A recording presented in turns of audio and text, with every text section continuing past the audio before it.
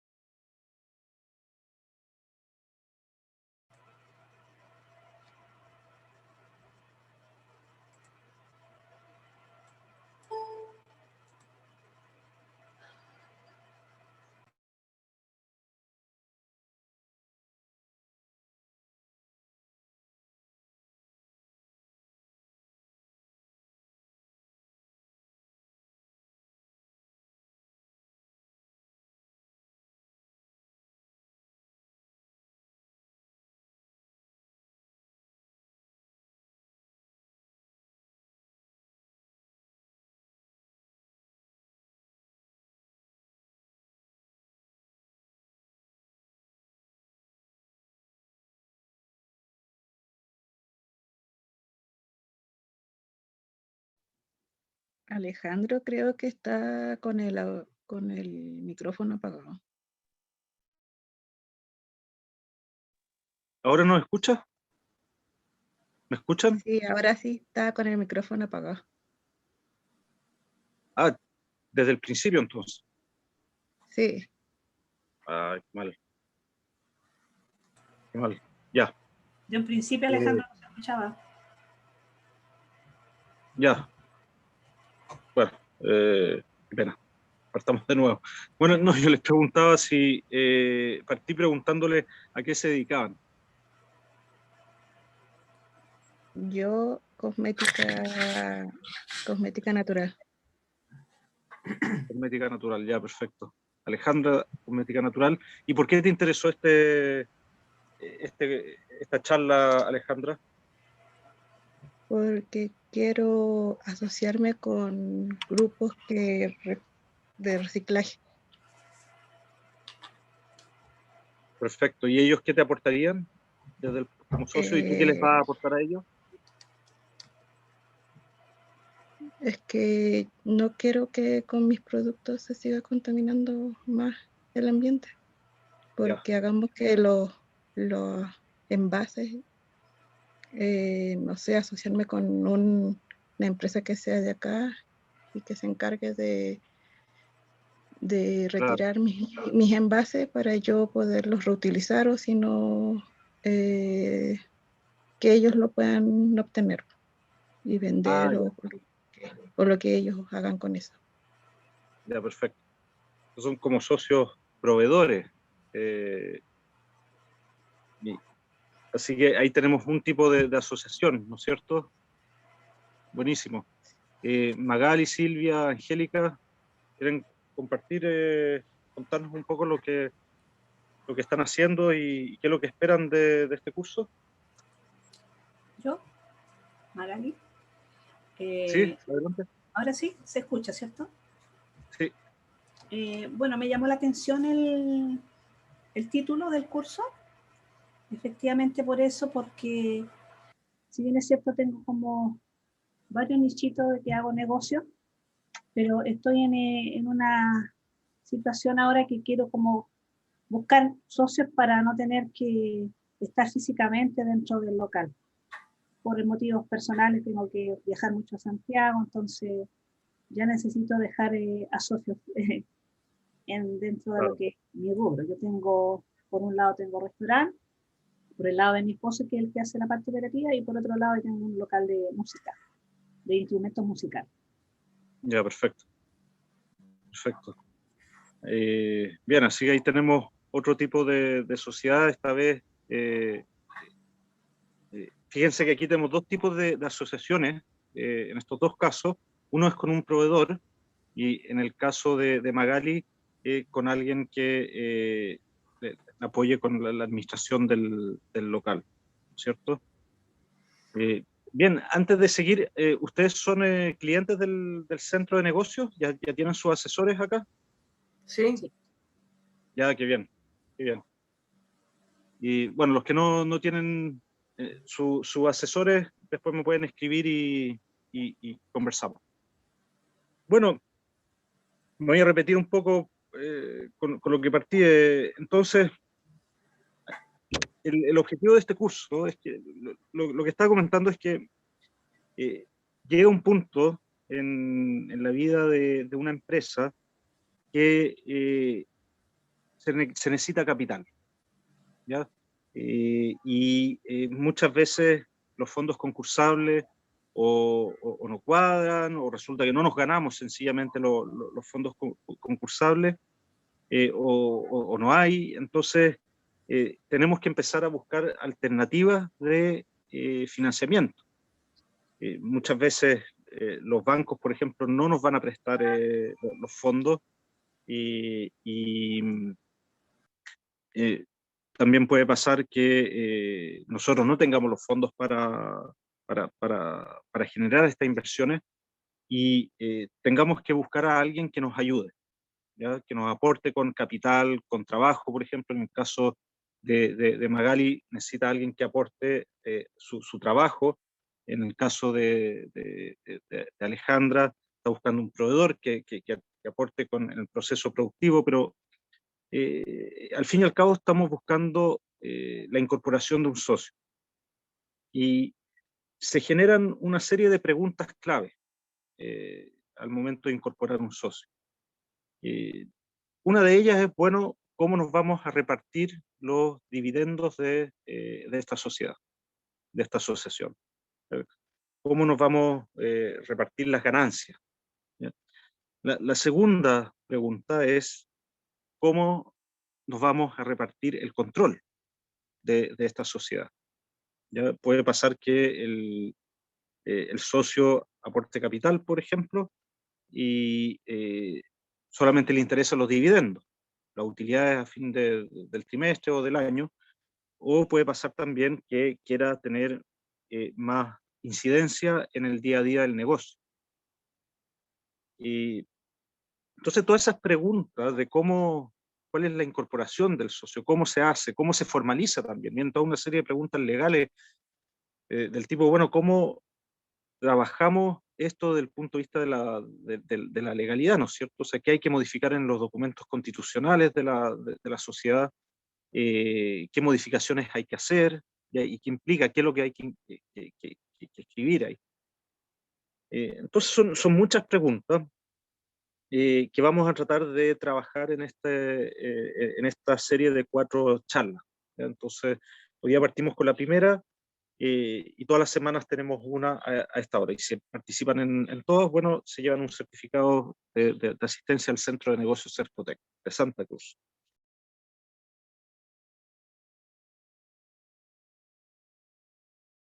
Es que el problema de cómo incorporar a un socio lo tienen súper bien resuelto las sociedades anónimas abiertas. ¿Ya? Las sociedades anónimas abiertas son las empresas que están cotizadas en bolsa, esas ustedes pueden comprar una acción de una sociedad anónima abierta, pueden vender una acción, ¿ya? Y en el fondo, ¿qué significa eso? ¿Qué implica el comprar una acción? Es que ustedes le están entregando capital, al comprar una acción ustedes le pasan la plata a la empresa, y la empresa a cambio les está dando un derecho, ¿ya? Les está dando derecho a recibir una parte de los dividendos y les está dando derecho también a votar en la empresa, ¿no? Y eso funciona así para todas las sociedades anónimas abiertas, o la mayoría de las sociedades anónimas abiertas. Ustedes van hoy día a su corredora y al banco, se meten a su banco, compran una acción de lo que sea, digamos, y van a pasar 2 cosas ahí: es que va a haber una transferencia de capital de ustedes hacia la empresa, y de la empresa le va a entregar una promesa, ¿no? Una promesa de dividendos, una promesa de participación en las decisiones a través de su voto, y una promesa de transparencia, ¿no? La empresa se compromete a entregarles información. Por ejemplo, ustedes compran una acción hoy día y la empresa tiene que publicar cada cierto tiempo estados financieros. Es un compromiso que tiene. Se compromete a avisarles cuando hay una asamblea de socios. También es parte de un compromiso. Entonces ahí hablamos de derechos sociales y derechos económicos. Bueno, en el caso de una empresa cerrada, de una pyme, las cosas funcionan de manera más o menos similares, o podrían funcionar de manera más o menos similares. Cuando ustedes incorporan a un socio, en el fondo eso se traduce en 2 cosas: en que hay un intercambio de derechos económicos y un intercambio de derechos sociales. Entonces la pregunta es, bueno, ¿qué derechos económicos vamos a ceder y recibir, y qué derechos sociales vamos a ceder y recibir? A este juego, digamos, de incorporación de socios, se le llama el gobierno corporativo. ¿Ya? El gobierno corporativo. ¿Por qué? Porque es el gobierno de la corporación. Déjame proyectar algunas algunas diapositivas aquí. Es el gobierno de la corporación. Bueno, ¿y qué es una corporación? Es el gobierno de la corporación, que es una corporación, viene de la palabra anglosajona. En inglés, corporation tiene un sentido distinto al que tiene en español. En español, cuando hablamos de una corporación, típicamente estamos hablando de una organización sin fines de lucro. Particularmente en Chile se habla de la corporación en el ámbito educativo, por ejemplo, la corporación educacional que maneja el colegio, etc. Pero cuando hablamos de gobierno corporativo, en realidad estamos hablando del gobierno de la corporación. Y la corporación en el mundo anglosajón es una sociedad anónima, ¿ya? Y más generalmente la corporación viene del latín corpus, ¿no? Es el cuerpo de la organización. Eh, Probablemente lo hemos escuchado en varias partes. El habeas corpus, por ejemplo, es el concepto legal que hace hace muchos siglos ya, pero que hace que nosotros seamos dueños de nuestro cuerpo, ¿no? Que no pueda venir alguien y detenernos arbitrariamente. Eso es gracias al habeas corpus, ¿no? De ahí hay varios dichos, el corpus Christi, corpus mensis spiritu, es el cuerpo. Entonces, cuando hablamos de gobierno corporativo, estamos hablando desde un punto de vista de la organización, de lo que de cómo se gobierna la empresa, ¿ya? Si ustedes viven o han vivido en algún condominio, también se puede hacer un paralelo con el gobierno corporativo. Por ejemplo, un condominio tiene ¿cómo se llama? De copropietarios, una asamblea de copropietarios, ¿no es cierto? La asamblea de copropietarios elige un comité de vigilancia y también elige un presidente de la asamblea de copropietarios, ¿no? Y este presidente es el que también selecciona a un administrador, y el administrador es el que administra la comunidad por ejemplo, se preocupa de que esté limpia, de que se paguen las cuentas, de que las cosas se arreglen a tiempo, que haya mantención de los ascensores, de los jardines, etc. Bueno, todo eso es también un gobierno corporativo, con la diferencia que el cuerpo no es una empresa, sino que es un condominio, ¿ya? Pero el gobierno de ese órgano, ¿quién es? Es, por ejemplo, el gobierno de este órgano es el presidente, el comité de copropietarios y la asamblea de copropietarios. Cuando miramos una sociedad anónima abierta, por ejemplo, si tomamos alguna de las grandes empresas que están en la bolsa, qué sé yo, cualquiera, no voy a hacer publicidad aquí, pero ¿cuál es el gobierno corporativo de esa empresa? Bueno, está la gerencia, ¿no es cierto? La alta gerencia. Están también los directores de la empresa, que están por encima de la gerencia, y están también los accionistas, ¿ya? Los accionistas que eligen a los directores que eligen a la gerencia, ¿ya? Algo similar pasa en el ordenamiento de un país. En un país también existe una especie de gobierno corporativo donde están los electores que eligen a los representantes, y los representantes que, según el tipo de gobierno, eligen a un primer ministro, o si no, también tienen que trabajar con el presidente, pero todo eso es el gobierno corporativo, son la cabeza del cuerpo, y eso significa. Y bueno, lo que les comentaba, esto nos viene del mundo anglosajón, la idea del gobierno corporativo, viene de la palabra corporation, y fue una innovación tecnológica, institucional, de, de, de- de antes de la revolución industrial, que generó un cambio gigantesco, gigantesco. En el fondo fue una revolución tecnológica, pese a que es un cambio legal nomás, pero fue una revolución tecnológica, y les voy a contar por qué. Piensen que durante miles de años, ya durante la Edad Media y antes también, no existían sociedades anónimas. Ya no existían empresas así con capitales de distintas partes, sino que lo que había era generalmente un artesano que manejaba él mismo su negocio, por lo tanto el dueño, la propiedad y la administración del negocio estaba en una sola persona o en una misma familia. ¿Ya? No había una separación de la propiedad y la administración. Bien,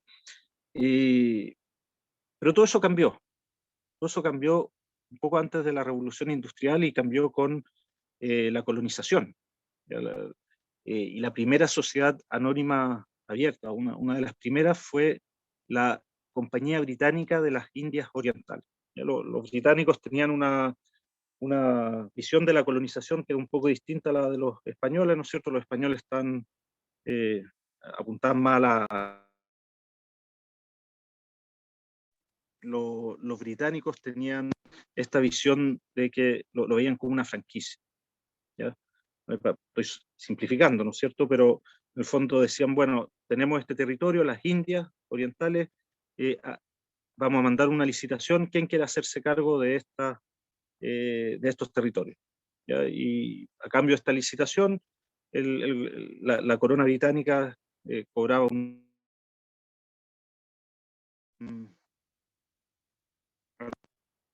¿Me están escuchando? Ahí sí, creo que se cortó un poco, ¿no? ¿Me escuchan? Sí, sí, se escucha. Ya, súper. Entonces, la compañía británica estaba a cargo de, ¿no es cierto?, colonizar la India.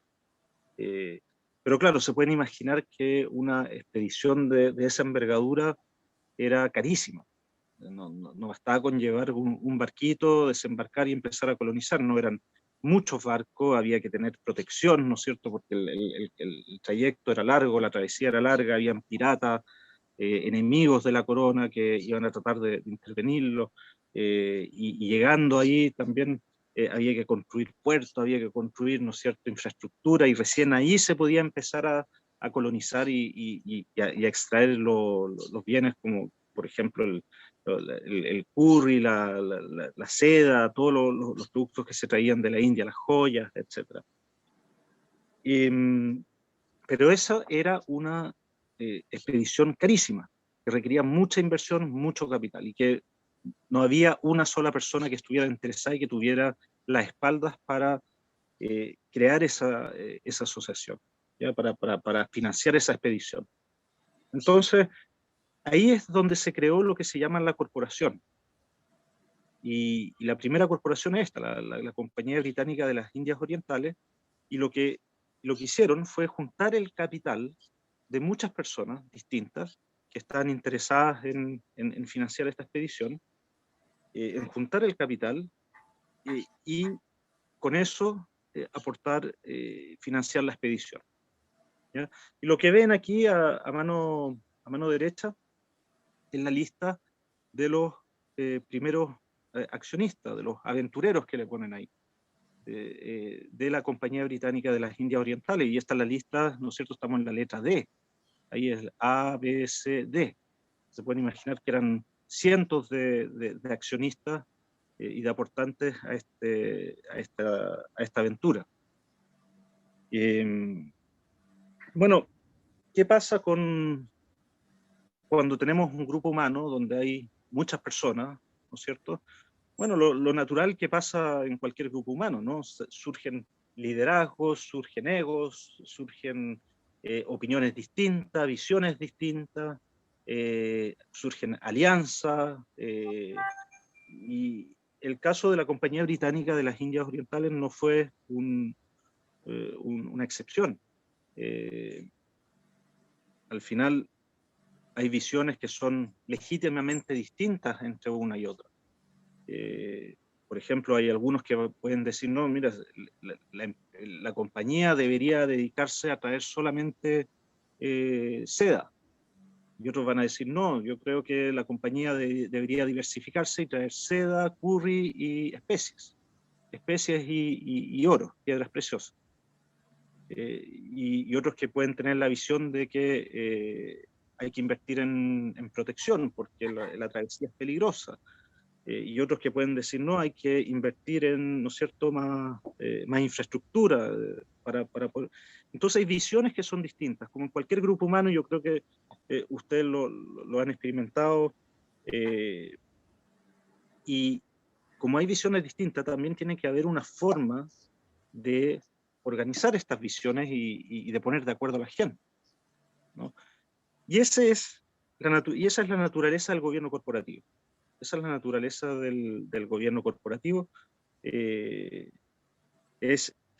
un sistema, es un conjunto de reglas que pone de acuerdo, que permite a la compañía funcionar. Entonces, ¿qué tipo de temas son fundamentales en el manejo de este gobierno corporativo? Bueno, por ejemplo, ¿cuánto tiempo se van a reunir todos estos accionistas que aparecen acá? ¿Qué temas van a votarse en estas asambleas? ¿Y qué temas van a quedar a discreción de la gerencia? ¿No es cierto? ¿Qué pasa si es que hay desacuerdo? ¿Qué pasa si es que el desacuerdo llega a tal punto que algún grupo de estos accionistas quieren salirse? ¿Cuál es el nivel de información que les van a entregar a estos accionistas, a estos socios? Cuando hablo de accionistas y socios es lo mismo, ¿ya? Todo eso tiene que quedar definido en el gobierno corporativo. Tiene que quedar definido en un documento, en los documentos fundacionales, en los estatutos de la empresa. Y si es que no está definido, se modifican para poder definir esos temas.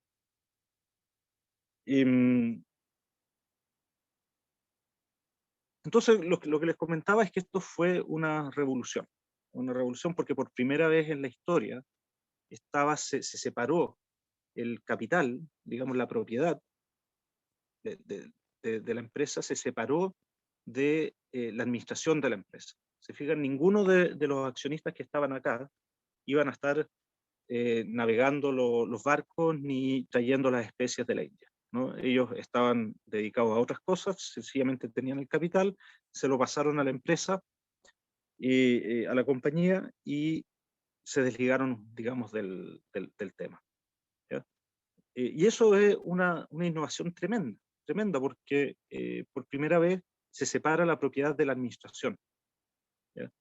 Y se generó, digamos, una especialización del trabajo, y que al final terminó en la revolución industrial, ¿no es cierto? Porque si ahora tienes esta separación de propiedad y de capital y de administración, bueno, tienes mucho capital disponible para muchas empresas. Si ya no es necesario administrar la empresa, entonces la gente que tiene capital lo puede invertir. Y eso terminó, esta sola innovación de la corporación terminó generando la explosión del capitalismo anglosajón y de la revolución industrial y todo lo que vino después, ¿no? Y hasta el día de hoy a nosotros heredamos parte de eso, ¿no? O sea, el gobierno corporativo, la forma en que funcionan las sociedades hoy día, las sociedades en el sentido de la sociedad anónima, las sociedades por acciones, bueno, están basadas en esta idea antigua de la corporación, ¿ya? Y de eso vamos a hablar en estos próximos módulos. Y hoy día es a modo introductorio, pero es importante que nos quedemos con la estructura o el sistema de este gobierno corporativo. Bueno, esto lo saqué de la IFC, una organización financiera. Está en inglés, pero se lo puedo traducir, y de hecho lo voy a escribir aquí al lado también, ¿ya? Insertar texto. Acá está. Vamos a ir escribiendo y así más fácil también. Entonces, lo que tenemos acá es un sistema. Es el sistema del gobierno corporativo. Ya lo voy a abreviar como GC. Ahí está la traducción del sistema del gobierno corporativo. Y como pueden ver, este sistema tiene tres grandes actores. En primer lugar, tiene a los socios o a los accionistas. Están aquí arriba. Los socios o los accionistas. Después podemos conversar, bueno, ¿y qué pasa si es que estos socios son, son proveedores? O si estos socios van a trabajar en la empresa, ¿ya? De ahí podemos conversar cómo se materializa el aporte, pero el modelo básico es este. Por un lado están los socios, que están ahí arriba, y los socios eligen a un directorio. Piensen en el que está aquí. ¿Ya? Piensen en el modelo del condominio que tiene una asamblea de copropietarios, los copropietarios eligen a un comité. ¿Ya? Bueno, en la empresa, en el sistema del gobierno corporativo, a esto se le llama el directorio. ¿Ya? Y el directorio, según, ¿no es cierto?, cómo se defina cada empresa, pero el directorio generalmente va a elegir la gerencia o los administradores.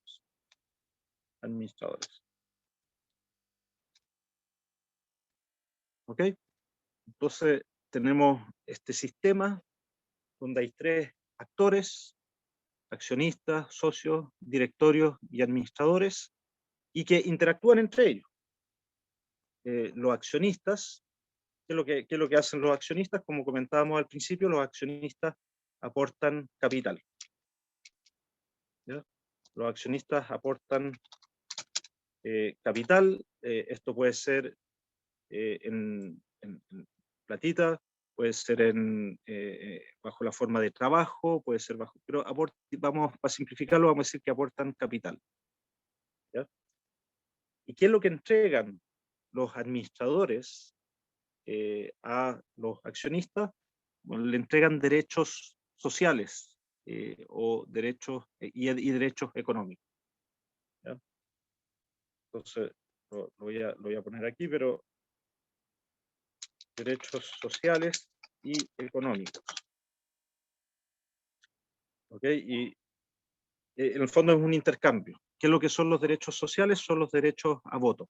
Cada uno de estos accionistas o socios va a tener un derecho a voto en la empresa y va a tener también un derecho económico sobre los recursos de esa empresa. Entonces, si un accionista es dueño del 10% de la empresa, bueno, el 10% de los activos de esa empresa, por ejemplo, el 10% de la maquinaria, del terreno, etcétera, le pertenece a ese accionista.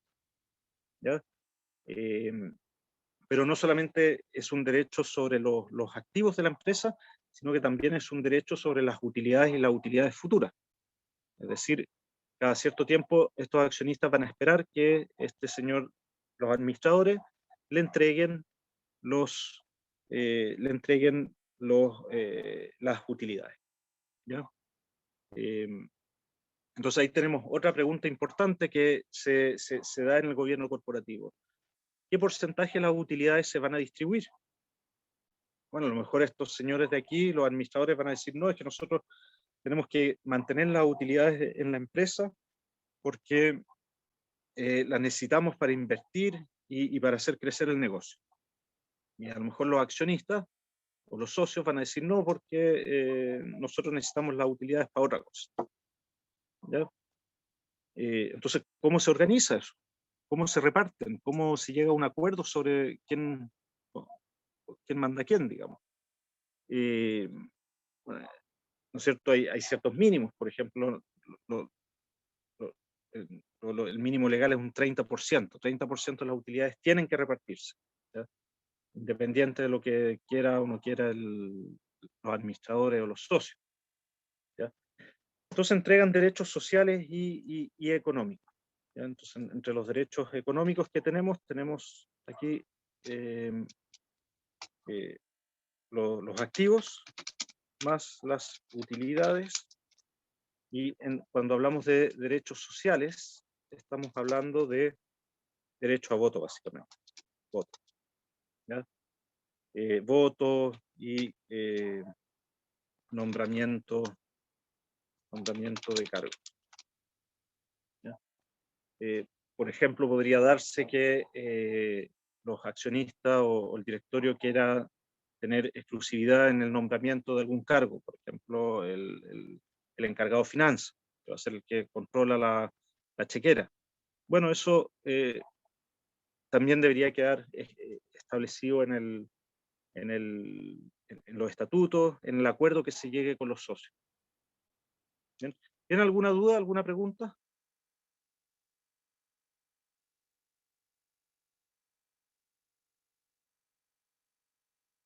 Bueno, me interrumpen nomás, ¿eh? Por favor, no se sientan. Y ahora,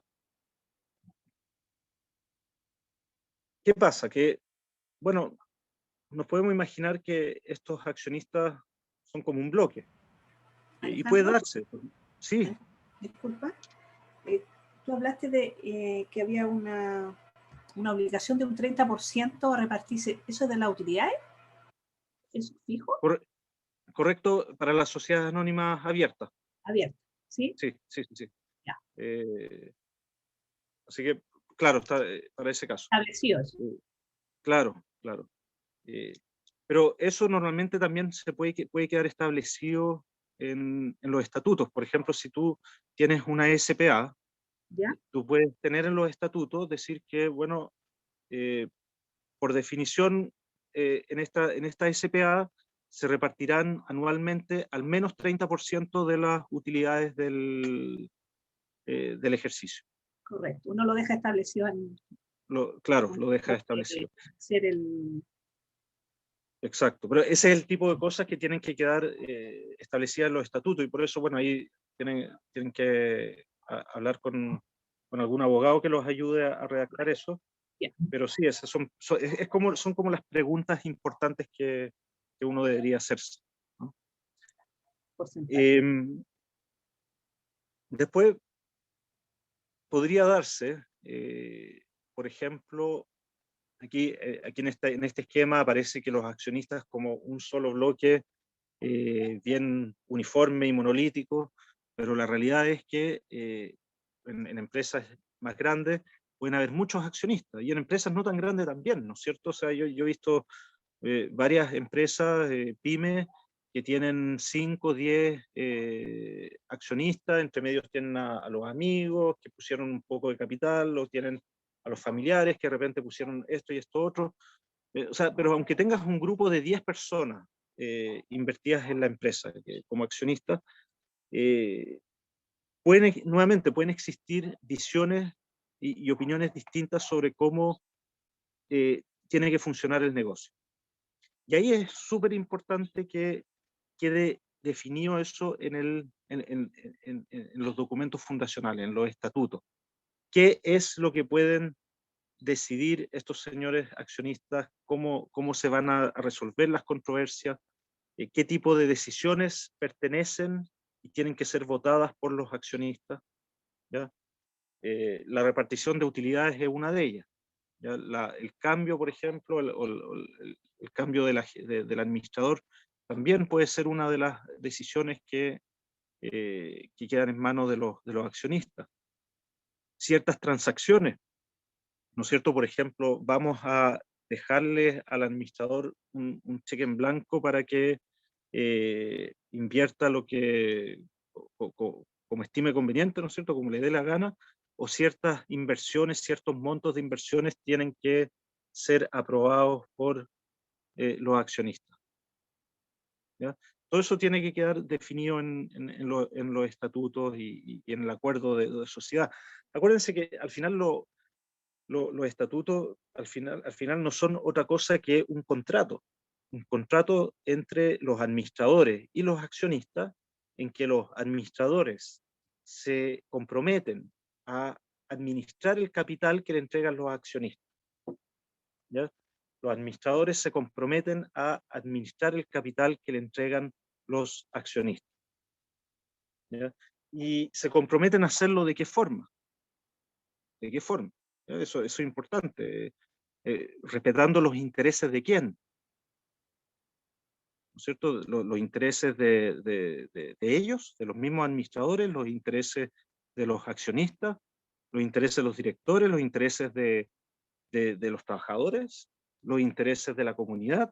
¿Qué intereses son responsables de respetar y de servir estos administradores que están aquí abajo? ¿Ya? Porque eso es lo que va a quedar en el contrato, ¿no? Al final los estatutos son un contrato y eso es importante, ¿no? Porque después, en base a eso, se genera lo que se llama un deber fiduciario. Un deber fiduciario que es lo que aparece acá. Deber fiduciario. El deber fiduciario, bueno, fiduciario significa confianza, ¿no? Viene del latín fiducia. Y significa que los administradores tienen un deber de confianza para con los accionistas. Es decir, ellos tienen que administrar el capital y los bienes de la empresa, siempre pensando en el contrato que firmaron con los accionistas, con, con, con los que le pasaron el capital. ¿Ya? Entonces, si el contrato dice que, bueno, el objetivo de la empresa es que, qué sé yo, maximice las utilidades, que se repartan esas utilidades, etcétera, bueno, el administrador siempre tiene que estar pensando en el bien mayor de los accionistas. ¿Ya? ¿Y por qué es importante? Porque ese deber fiduciario, después próxima clase ya vamos a ver cuál es el componente más legal de esto, pero el deber fiduciario deja fuera muchas decisiones que podrían ser consideradas desleales con los accionistas. Por ejemplo, si un administrador contrata a su familiar o a su amigo para hacerle un trabajo y resulta que el amigo o el familiar le cobra el doble que la competencia, bueno, ahí ese administrador está actuando en desmedro de el interés de los accionistas. No está cumpliendo con su deber fiduciario, está siendo desleal. Está siendo desleal. Y vamos a ver después que hay sanciones, por lo menos en el mundo de la sociedad anónima, hay sanciones bastante fuertes por, digamos, vulneración por no respeto del deber fiduciario. ¿Ya? Pero todo eso lo vamos a ir viendo a lo largo de las próximas semanas. Y otro concepto importante, bueno, existe otra palabra para referirse en la jerga académica, por lo menos, en este sistema, se habla de agente y del principal. Entonces, los administradores o los gerentes son los agentes. ¿Son los agentes de quién? De los accionistas, que son los principales. ¿Ya? Entonces, puede existir esta tensión entre los agentes y los principales, porque los agentes pueden tener también una visión que es distinta a la de los socios. Pueden tener opiniones que son distintas a las de los socios, pueden tener, y más importante aún, pueden tener intereses que son distintos a los de los socios.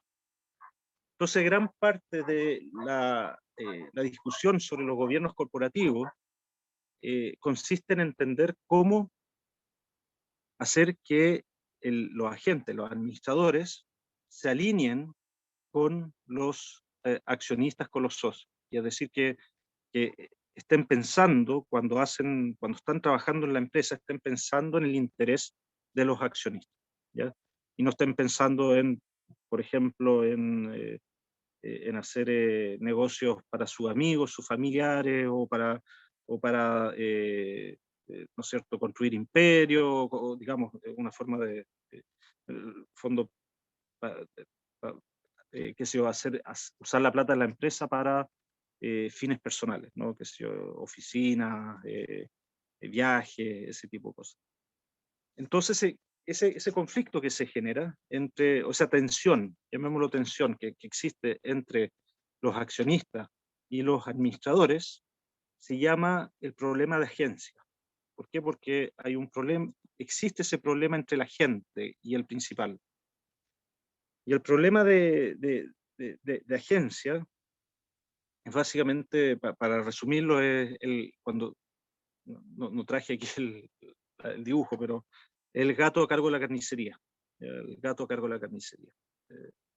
Entonces, cuando dejas al gato a cargo de la carnicería, bueno, es muy posible que el gato termine sacándole una tajada al negocio del carnicero, ¿no es cierto? Y caricaturizando, ese es el problema de la agencia. Bueno, hay hartos conceptos que vamos a ir viendo en este ciclo. Ya se nos acaba el tiempo, tenemos algunos minutos para algunas preguntas, pero es lo que vamos a ir viendo durante las próximas semanas. ¿Alguien tiene alguna pregunta? Magali, Alejandra, Silvia, Héctor. Hola, no te había saludado, Héctor. ¿Cómo estás? Greyler, hola, tampoco te había saludado. Hola, Ricardo, ¿cómo estás? Bien. Bueno, dejémoslo hasta acá. Les voy a dejar mi correo electrónico aquí en el chat. Si es que tienen preguntas que les van surgiendo durante la semana, durante el día, me escriben o me mandan un WhatsApp y las podemos tratar en la próxima sesión. Ahí está, alejandro.rogers@centrocercotec.cl, y les dejo mi WhatsApp también. Ahí. Y bueno, ¿qué es lo que se nos viene para las próximas clases? Vamos a entrar en detalle en cada uno de estos, pero mi objetivo al final quiero que terminen seguros de poder incorporar un nuevo socio, y que en este proceso de incorporar nuevos socios, digamos, conozcan los puntos claves que tienen que tratar, ¿ya? Así que, bueno, la otra sesión, Alejandra, la voy a proyectar ahora. Espera un segundo. La otra sesión es próxima semana. Lunes, misma hora. Ahora lo voy a proyectar. Espera. Un segundito.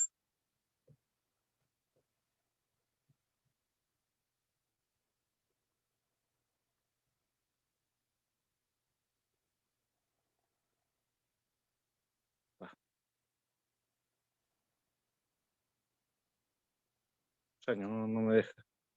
A ver, voy a compartir la pantalla completa. Ahí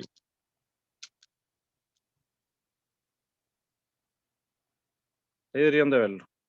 Ok, lunes 12 de abril a las 5 tenemos nuestra próxima sesión, y ahí tienen también mi teléfono, mi correo electrónico, así que si tienen preguntas me las mandan y las tratamos próxima semana. ¿Ok? Okay. Una Ya, pues, que consulta. tengan... Sí, Alejandra. ¿Dónde era lo que teníamos que ver? ¿Dónde estaban estipulados de los socios? Se llaman los Quería- estatutos. los estatutos. Sí, normalmente están en los estatutos. Yo próximas clases les voy a mostrar ejemplos de estatutos. ¿Ya? Bueno. Así que es harta materia y son hartas cosas, por eso que lo dividí en 4, ya es bien denso además, por eso que lo dividí en 4 módulos. Pero yo creo que próxima semana vamos ya a empezar a mirar ejemplos de estatutos para que tenga una idea de qué es lo que se incluye y cómo se incluye. De esta misma manera se pueden así como ver los socios cooperadores, ¿o no? Claro, Incluido. correcto. Alejandra, si puedes, Sí. mándame los estatutos de tu sociedad y los revisamos. No necesariamente en la clase, pero los podemos conversar. Ya. ¿Ya? O si todavía no los tienes, bueno, podemos conversarlo. Ya, sí, es que yo recién los quiero incorporar a mi emprendimiento y quiero volcar, así como hacer un cambio radical y entrarme a la economía circular. Bien, bien. ¿Quién es tu asesor, Alejandra? Nadie, Ah, soy yo ya, pero sola. entonces, ya, Sola yo hago todo. ya, bueno, entonces yo te voy a mandar un correíto para que veamos cómo te podemos incorporar al centro. ¿Ok? Ya, muchas gracias. Ya, pues que tengan una excelente tarde. Gracias a ustedes por su participación. Y acuérdense que vamos a publicar esto en YouTube, por si quieren repasarlo. Ya, gracias. Ok, Gracias. gracias. Chau. Chao.